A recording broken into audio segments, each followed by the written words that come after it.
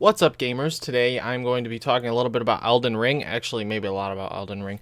I don't know. But anyways, guys, could this be Game of the Year? I don't know. Let's talk about it.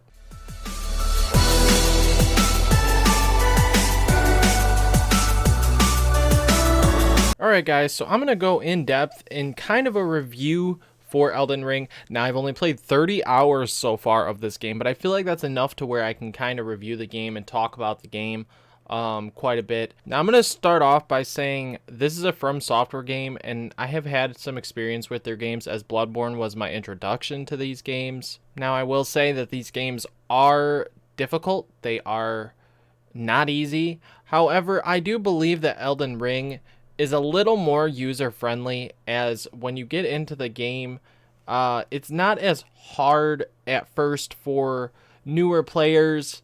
And what I mean by that is because it's open world, you can explore wherever you want. You can go wherever you want. You can go through caves. You can go underneath giants. You can go all over the place. There's many places that you can explore and go through, and all that kind of stuff, which is really cool. Now, comparing it to their other games, because it's open world, as I said, it's a lot more friendly, but it still is difficult. But it's easier to grind and to explore and learn the game a little bit better. That way, when you fight the first main boss, it's not quite as bad, or it's bad and then you can come back because you can go exploring and go to other areas and then come back. Now, you have many different classes to choose from in this game, but it also has some new classes such as Samurai, which is really cool. After you choose the class, one thing that I was really happy that they did introduce is when you go to the safe zone, which each game has, this one is this round table place, you can actually change the way that your character looks. Now, you could never do that before in a From Software game that I recall, but you can change the way that your character looks if you don't like the way that your character looks. Me, I don't really care personally because I don't ever see my character because he has a helmet on and such, so it doesn't really matter to me. I cannot express how much I love this game. I cannot stop playing Elden Ring. I absolutely love this game. I mean, I'm a big From Software fan, but I can see new players who have not played From Software games getting into this game. And I know one of them, which played a little bit of Dark Souls 3 and could not get very far. And now that he's played Elden Ring, he's as hooked as I am, and he wants to revisit the Dark Souls games and Bloodborne or whatever because of this game.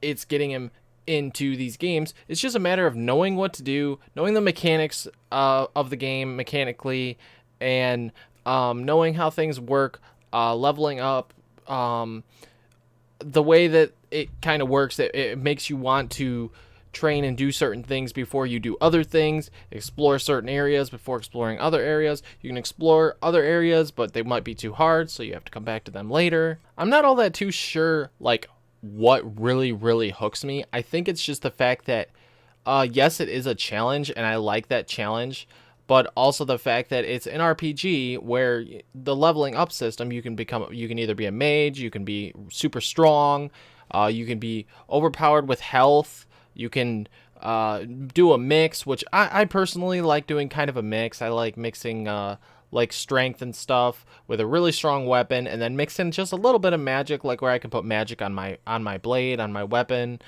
Maybe use a little bit of magic eventually, but I'm not there yet. I'm still focusing more on like strength and stuff. But I know some people who prefer distance and using magic, and yeah, it's cool, the different classes and things that you can do, but it's very similar to their previous games, but that's fine because the concept just works with From Software and the way that they make their games and create their games. Now, graphically speaking, this game is beautiful.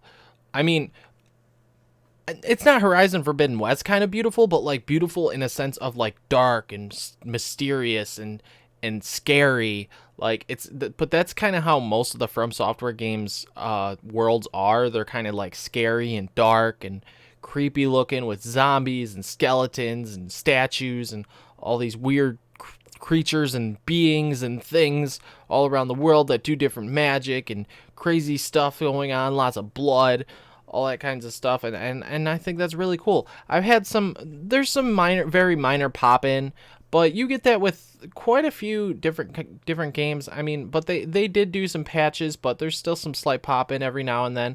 Horizon Forbidden West was kind of the same way. It had some pop in every now and then, but it's not nothing game breaking, and it's not there very much, and it's not like Pokemon Legends Arceus where everywhere you go it's nothing but pop in. But no, we won't get into that with Nintendo. For me, there's a very good chance that this could be my game of the year. Now, God of War Ragnarok is really going to possibly be the one that makes me say, hey, this is my game of the year, or this is my game of the year. However, there's also Zelda Breath of the Wild 2. Now, I'm not very confident that game is going to come out this year. I believe that's going to be a early 2023 title. I think it's going to get delayed. I mean, it doesn't have a release date anyway, so really, it wouldn't be considered a delay. But right now, Nintendo does have Breath of the Wild 2 on their release slate for this year.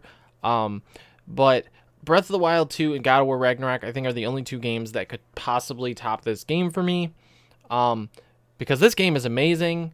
Everything about its world, its gameplay, its combat. It is a hard game, like I said, but the game is a little more user friendly for new users, new people, new players to From Software. As this game is selling like crazy, this game is becoming a lot more in the world of video games. Like, more people who were never into From Software games are getting introduced with this one, as a lot more people are streaming it, and it's been #1 on Twitch for like quite a few days now. I think it's still #1. I'm not 100%, but it just goes to show that this game's blowing up in popularity, and I think that's awesome. As a fan of From Software, I'm very happy that the company is seeing such major success with one of their games for once. And I don't mean really like for once, because their games are always successful, but this one specifically has made higher sales in its first week than any other game that From Software has made. Now, back to the game itself. There's like bosses that you will randomly run into throughout the world. There's teleporters that will teleport you from place to place, portals I mean. And there was one that I went through that took me to like one of the really higher areas where I was not supposed to be at all, and it was like boss after boss after boss in different areas up there, and I was like, whoa, I should not be here right now. Okay, time to leave. And also, another thing that I really think is cool is that you can fast travel anytime you want, anywhere you want, that you have found to the Site of Graces anyway. Which, when it comes to Site of Graces compared to bonfires, they actually are a lot more friendly for you and other players and stuff now, because in other Souls-related games, when you died against a boss, you had to run all the way through all of the enemies and everything just to get back to the boss. You had to try running through everything and dodge rolling and everything just to get back to the boss. Whereas in this game, there's always a Site of Grace, like either right before the boss, or when you die against the boss, it says that you can load in basically right before where the boss is, so you can just go right back through the teleporter to go to the boss. So I think anyone who's unsure about playing this game, or has never been a fan of From Software because they are really hard games, I think giving it a chance, at least when it's on a sale later down the line, let's say it's $20 or something, that's a really good deal. I think that you absolutely should give this game a shot, at least for a little bit, because for a good sale for a game like this, yes, it's very difficult, but if you can figure out the mechanics of the game and how it works, and look up tricks and tip videos on YouTube and stuff to help you out, I think this is a game that you could get into, and maybe if you get good at it, you could maybe want to play their other games. I mean, granted, their other games aren't as forgiving as this one, but I think this one is a good introduction for many people out there, many new players, older players, including myself. I'm having a great time, even like it's still super challenging regardless of a new or old player, because the bosses are difficult. Some of the enemies are also difficult that are not bosses. But when you do get to a boss, it's great, because if you die, you'll start right before the boss. So you can just go right in there and fight the boss again, which is nice. Now, if you're looking for a story-driven game, the trailers really made it out to feel like it's more story-driven, but it's exactly like all the other From Software games, where you have to really kind of tie the story together, as the major cutscenes for the most part are only during boss fights, like before when you first encounter a main boss, and then there could be a mid cutscene maybe, and at the beginning of the game there's a few cutscenes or whatever, but when it comes to story wise, it's hard to figure out the story without looking up lore videos and all that and really doing your research on it if you really want to understand the story itself for Elden Ring. Just like previous games, aside from Sekiro was a little easier to understand the story. I think they put a little more story into that one than any of their other games, but for the most part, when it comes to these games, I'm not looking for story driven.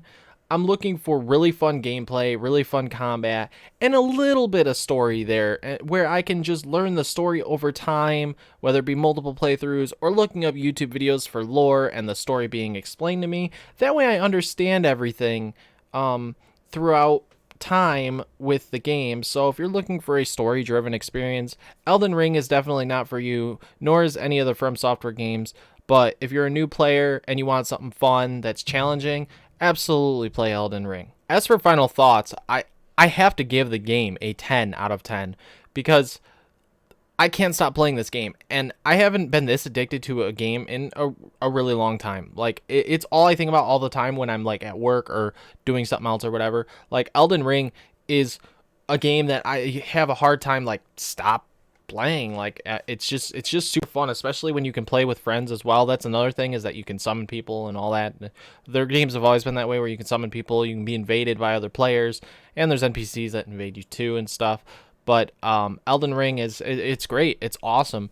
Graphically, it's great. Gameplay wise, it's great. Difficulty wise, it's just right for new and older players. And it's a perfect introduction to the From Software games if you're new to From Software games. Just overall, it's a really great experience. And if you want to get into these kind of games, this is the perfect way to start. Anyways, guys, I hope that was a halfway decent review. I'm trying to get a little bit better with this kind of stuff, but I hope you guys enjoyed. And if you did enjoy the video, please be sure to subscribe to the channel and hit that like button, maybe notifications on, whatever you want to do. Thank you so much for watching, and I will see you guys all in the next video. Later.